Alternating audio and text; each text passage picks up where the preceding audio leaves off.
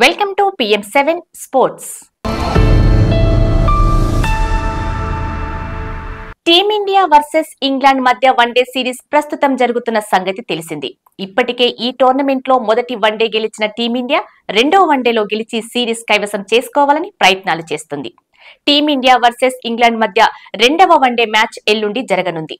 అంటే ఫిబ్రవరి 9వ తేదీన కటక్ లోని బారామతి స్టేడియంలో ఈ మ్యాచ్ జరగనుంది.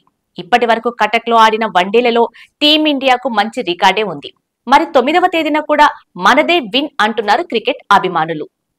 కటక్ వేదికగా జరగబోయే రెండో వన్డే మ్యాచ్ లో టీమిండియా స్టార్ ఆటగాడు విరాట్ కోహ్లీ రీ ఎంట్రీ ఇవ్వబోతున్నట్లు సోషల్ మీడియాలో వార్తలు వస్తున్నాయి. మోకాలి గాయంతో మొదటి వన్డేకు దూరమైన విరాట్ కోహ్లీ ఫిట్ అయ్యాడని తెలుస్తుంది. ఒకవేళ విరాట్ కోహ్లీ రెండో వన్డే ఆడితే మొదటి వన్డేలో ఆడిన ఏ ప్లేయర్ ను తీసివేయాల్సి వస్తుంది అనే దానిపై కొత్తగా చర్చ జరుగుతోంది.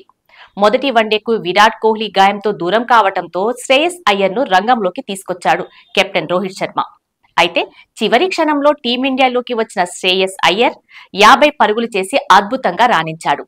ఇంగ్లాండ్ బౌలర్లకు చుక్కలు చూపించి టీమిండియాను గెలిపించాడు శ్రేయస్ అయ్యర్. ఒకానొక సమయంలో విరాట్ కోహ్లీ కంటే శ్రేయస్ అయ్యర్ బాగా ఆడాడని అందరూ అనుకునేలా చేశాడు. కాబట్టి రెండవ వన్డేలో విరాట్ కోహ్లీ జట్టులోకి వచ్చినప్పటికీ కూడా శ్రేయస్ అయ్యర్ జట్టులో ఉంటాడని అందరూ అంటున్నారు. అయితే మొదటి వన్డే మ్యాచ్ లో ఓపెనర్ గా వచ్చిన యశస్వి జైస్వాల్ ను రెండవ వన్డేలో దూరం పెట్టబోతున్నారట. ఓపెనర్ గా గిల్ కు అవకాశం ఇచ్చే ఛాన్సులు ఉన్నట్లు వార్తలు వస్తున్నాయి. అప్పుడు విరాట్ కోహ్లీ మళ్లీ మొదటి వికెట్ కు బ్యాటింగ్ చేయవచ్చు.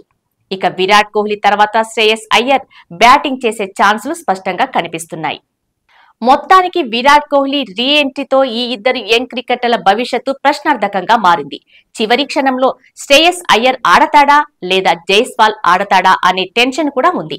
ఇక ఈ విషయంపై కొంతమంది సీనియర్ క్రికెటర్లు భిన్నంగా స్పందిస్తున్నారు. సీనియర్ క్రికెటర్ అయిన విరాట్ కోహ్లీ రిటైర్మెంట్ తీసుకుంటే యంగ్ క్రికెటర్లకు మంచి అవకాశాలు వస్తాయని కూడా అంటున్నారు. ఇదిలా ఉండగా టీమిండియా ప్లేయర్ విరాట్ కోహ్లీ మొదటి వన్డే ఆడకపోవడంతో శ్రేయస్ అయ్యర్ ప్రతాపం ఏంటో అందరూ చూశారు.